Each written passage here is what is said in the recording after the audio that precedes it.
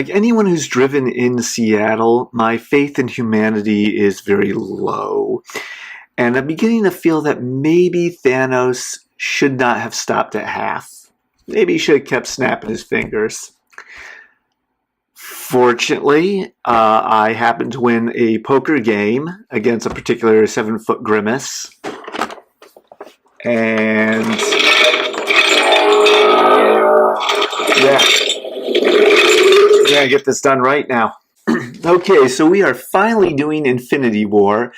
There is just no way I am spoiling things for anyone. I don't care if you've been locked up in like a North Korean torture dungeon. You still somehow have heard about this movie and everything that happens in it. Just in case, spoilers. So before I get into all the stuff I like, let's start with things, typically what I would do, since it's a movie I do like, is I would start with the stuff I didn't like and then move on to the good news. Here's the weird thing, though. I'm actually going to break that up and start with the stupid things that other people are using to complain about this movie, because there's a lot of really stupid complaints about Infinity War that I want to just go ahead and address. Let's start with the really stupid. Thanos' skin changes color.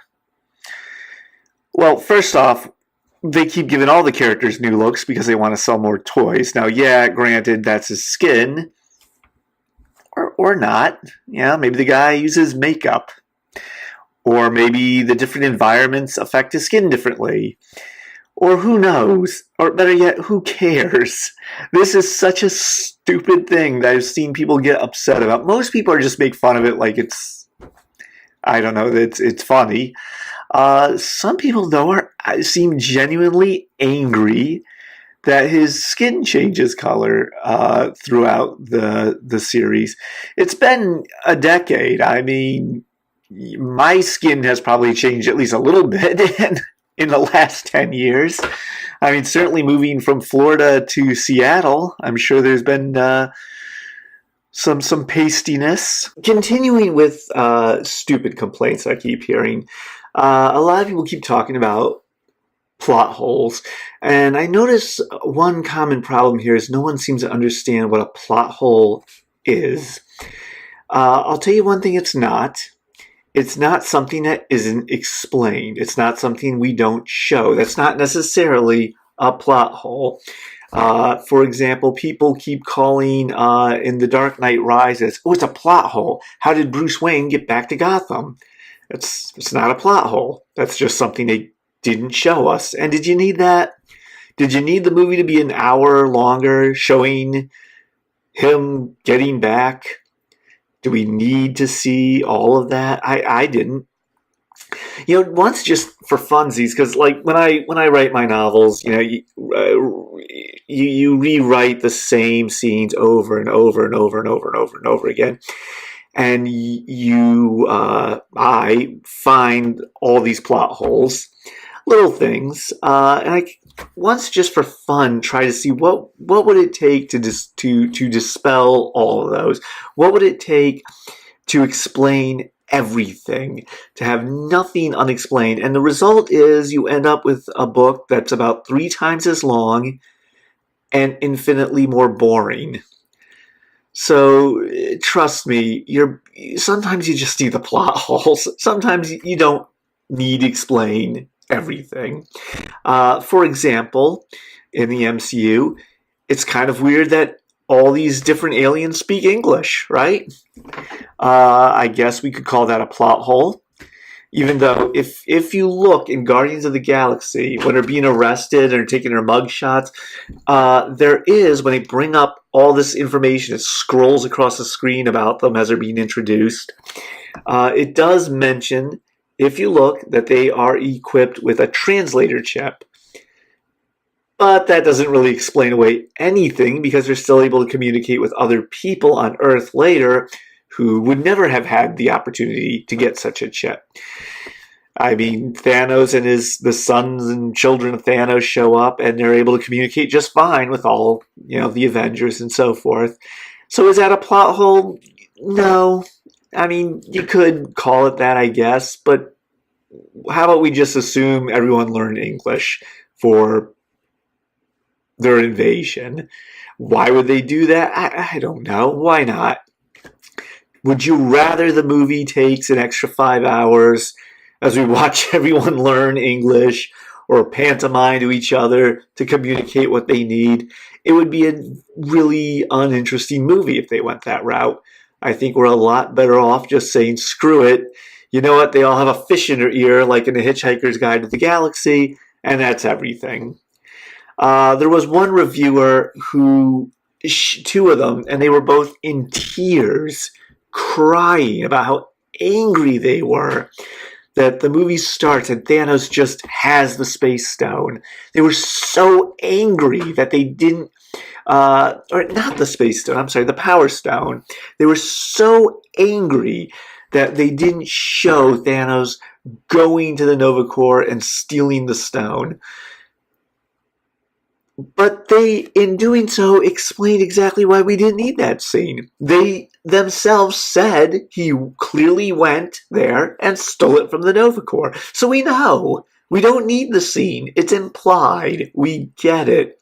The way they opened was fine. We didn't need to see that. Another plot hole that people keep bringing up are relationships and careers.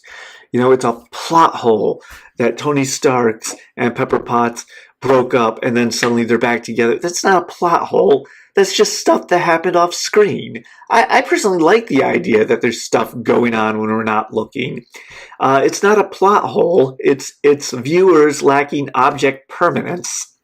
Stuff happening outside of our view is actually something that makes it feel very real. The same can be said for careers. People complain, oh, Hawkeye retired and then he's not retired. Yeah, people do that. Tony Stark, he keeps saying he retires and he doesn't retire. He said himself he can't quit. It would be weird if he quit. He's not going to quit. Of course not. He's lying to himself, so we know that. And we expect him to keep making things. He's not going to stop doing that. I do kind of want to know who made it off the ship full of all the Asgardians. I at least figure that Valkyrie escaped with a bunch of people. And yeah, I'm kind of curious how that all turned out, but we don't need that information right away. Yeah, you could argue, well, why didn't Valkyrie continue to be involved? Why didn't she fight Thanos? I don't know. There's plenty of reasons. And we can find them out later. Or not. You don't need... The Onion did a fake review of Civil War where the reviewers freaking out, pointing at people in the background. Who is this person? Where's their movie? I don't know whose dog that is. Why doesn't the dog have a trilogy explaining who this dog is? And I feel like the fans are getting that way, which is insane. You look at like X-Men, that franchise that just introduces characters. They're just there with no explanation. And then, 2 movies later is a whole new story. Forget what you just saw. New explanation for who those characters are and where they came from. And nobody seems to be getting as upset with that. But for some reason, with the MCU, they have to just explain every step of everything. I swear someone is going to complain when they will see, like, the first Avengers movie. Tony Stark pours himself a glass of scotch. Where did the scotch come from? We didn't see him buy that. It's ridiculous. This feels like a silly purchase. I am an adult who just spent way too much money on a toy, basically. So getting to the things with which I actually did take a little issue, not dumb things like, they didn't explain how the Vision and Wanda got together. Because they did. Because stuff happened when you weren't looking. What do you need? A romantic comedy movie that just shows how they got together? But here's where I did have an issue. Now, the final battle, the one in Wakanda, I did enjoy it. But it really didn't feel like that both sides were fully putting everything on the line here. This was supposed to be the big end game. This was everything Thanos had been working for. And this was also half the life in the galaxy, so the Avengers should have been full in force, ready to do whatever it takes. And they go to Wakanda, to set up and make Thanos come to them. I'm thinking, okay, so now you guys are going to call like the United Nations and get all the armies of the world together, right? Right? No? You're not going to do that? You're just going to fight with just Wakanda's army? Fate of the universe. Okay, just Wakanda. Okay.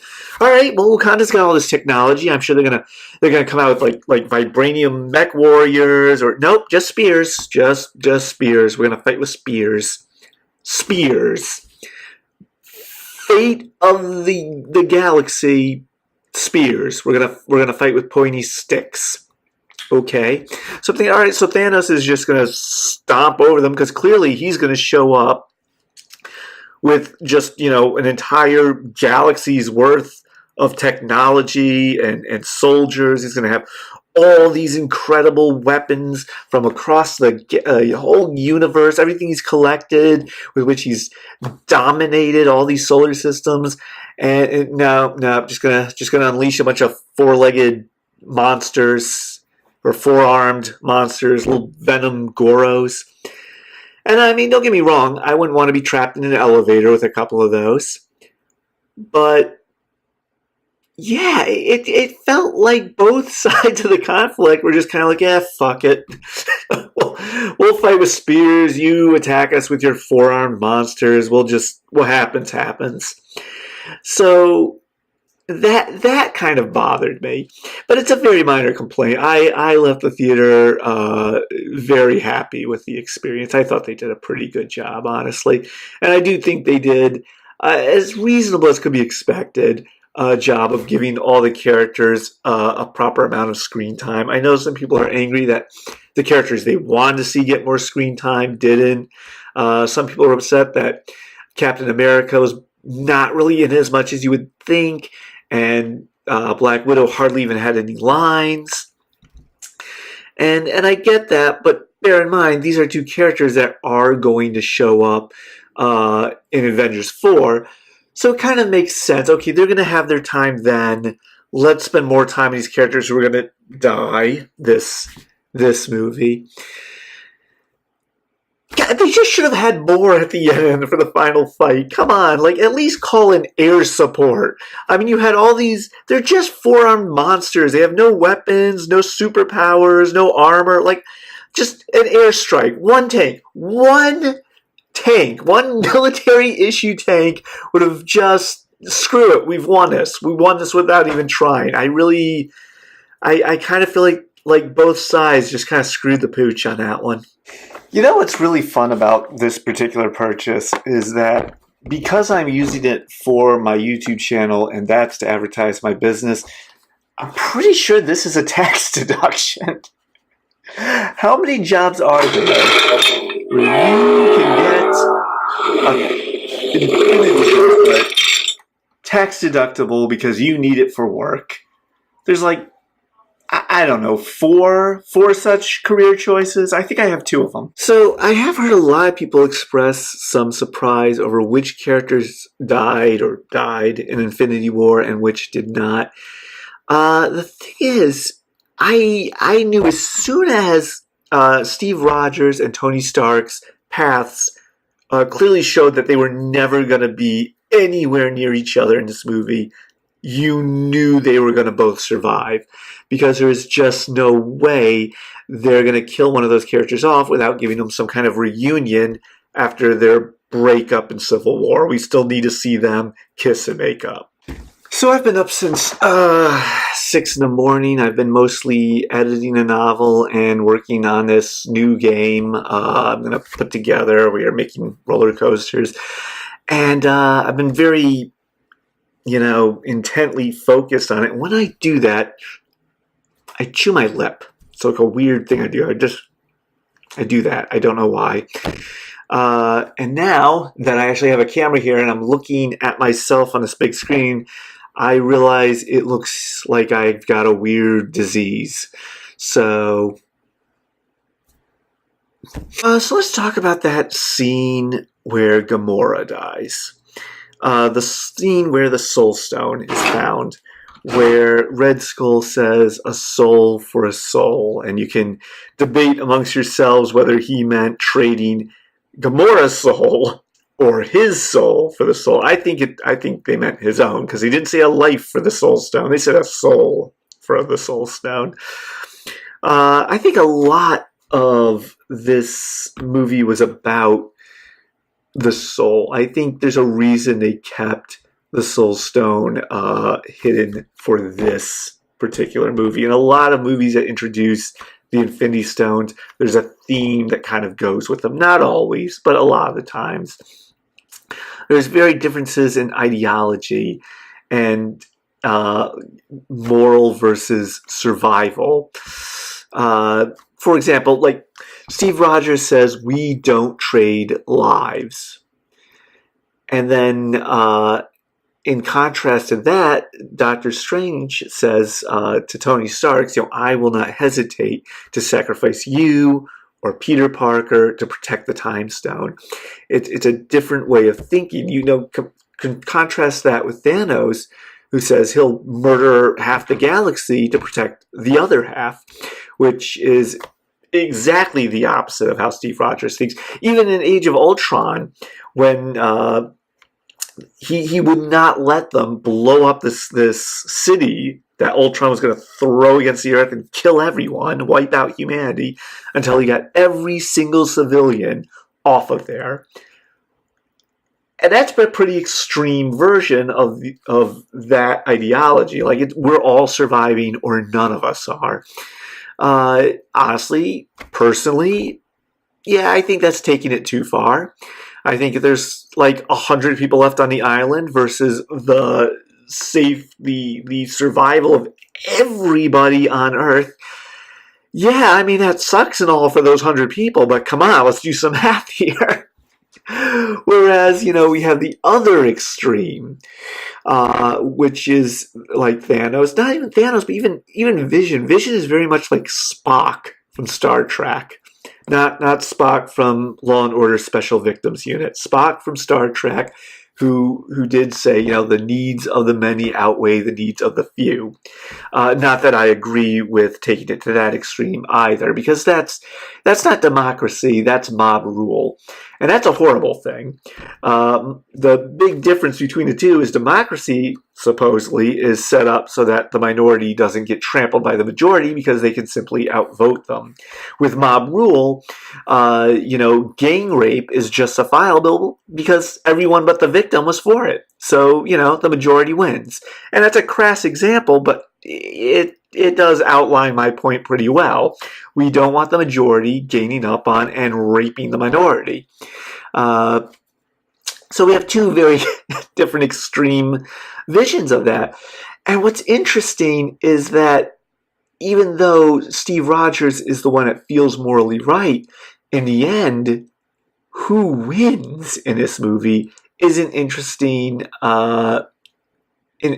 twist on it. And granted, in Avengers 4, well, we know they're going to correct that. But taking this movie on its own merits as a standalone, it's interesting to see people trying to make the ethically right decisions versus someone who's cold and calculating and heartless, at least, in their actions. And the latter wins. And I'm going to circle back to that, actually. So to give you an idea of how much of a complete nerd I am, recently I finally accepted that I have no time in my life to play Magic the Gathering anymore. I just don't. So I went ahead and I sold my Commander deck, which is really the only deck I have. And I got several $1,000s for it. Don't ask what I spent putting it together. Oh God, don't ask. But doing so was physically painful. I seriously, as I was walking out of the out of the store, I really wanted to just turn around and just run back and be like, "Deal's off! Give me back my cards." And this might be part of the reason I'm single. So it's not just a difference in ideology. There's also a huge difference where discipline is concerned. Thanos very almost religiously follows his goals and the path that he sees to getting those goals accomplished. The children of Thanos are expected to do as they are told. As far as we can tell from that movie, they do. Really, Nebula and Gamora are the only ones who really, and I guess Ronan are really the only ones that ever turn against him that I can think of off the top of my head. For the most part, Thanos runs a tight ship. Whereas where the Guardians and the Avengers are concerned, there's no one really in charge. Yeah, Captain America was supposed to be in charge when he was around. But there's no discipline. When Tony Stark tells Stephen Strange to get out of here with the Time Stone, he doesn't listen. When Tony Stark tells Peter Parker, go home, don't be involved in this, Peter doesn't listen. When Peter Quill tells the Guardians, wait here, don't attack Thanos yet, they don't listen. When he tells Gamora, go left, she doesn't listen. Everyone, despite having the moral high ground, lacks the discipline and execution. And I think that's why they ultimately lose. And what's interesting about that is it does mirror, in my opinion, I'm going to start getting myself into trouble here, but it does mirror my opinion on what happened politically over the last few years here. I'm sure I'll get some nasty remarks for this, whatever. I'm going to do it anyways. I do think that for the most part, it's pretty obvious which political party represents or is represented by which team here. Republicans are very cold-hearted but logic-based. I mean, they are.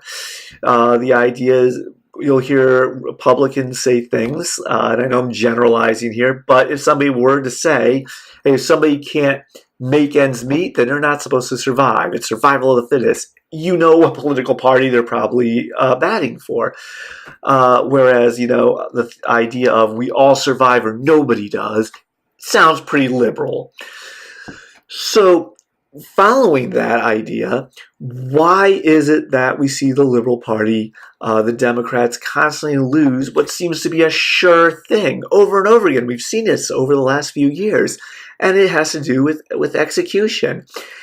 Say what you want about the Republican Party, but they have, or at least had until Trump came along, a discipline to them. There's a reason that they kept winning, even when it really seemed unlikely that they would. I wonder if that is deliberately mirrored here, or perhaps I'm just reaching, and no, that's not a theme at all, and I'm insane, which is also possible. I could just be projecting that onto there. Do you hear all that? That is a lot of noise that this thing makes. That is a lot of racket. And there's such generic sound effects, too. I mean, if you just heard this, you would not think Infinity Gauntlet. It's not like a toy lightsaber that has those sound effects where you know what that is. This... What's Thanos doing? Going through, like, aluminum cans? What is this? So let's talk about Thanos' plan. A lot of people refer to this as a plot hole as well, and again, it's not a plot hole. But it is kind of interesting that nobody just sat him down with a PowerPoint display, a presentation, and showed him why his plan just doesn't make a lot of sense.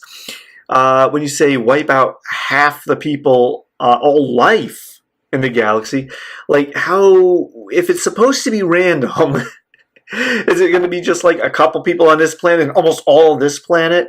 Is it going to be, like if you have a situation where there is, for simplicity's sake, let's say just 5 trees, 5 carnivores, 5 predators, just for simplicity, and he snaps his fingers and we lose all the carnivores and most of the plants, okay, so that planet's in trouble. Basically, all the life's going to die. You're just inserting randomness into an ecosystem.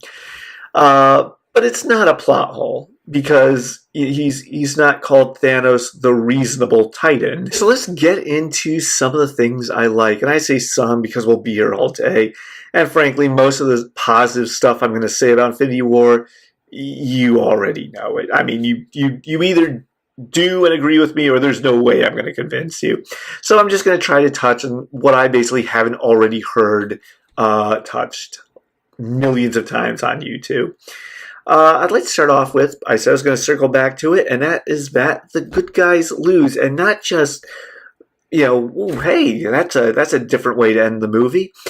But this idea of life just not being fair, and that you can do everything morally speaking right and still lose, isn't really a bad idea to throw in a movie, given what it's about. It works, I think, on the level that The Last Jedi was trying to, on at least in part. The Last Jedi, to me, was trying to be about disappointment, about failed expectations, but it just didn't quite work, and that's a whole other video. But this one, I think, Infinity War did it properly. Smells like death. I have to talk about how incredibly awesome Thanos is. They definitely improved him, not just from the comic book, but how he kind of came across earlier on, when I think the MCU was kind of still feeling out what they were going to do with all this.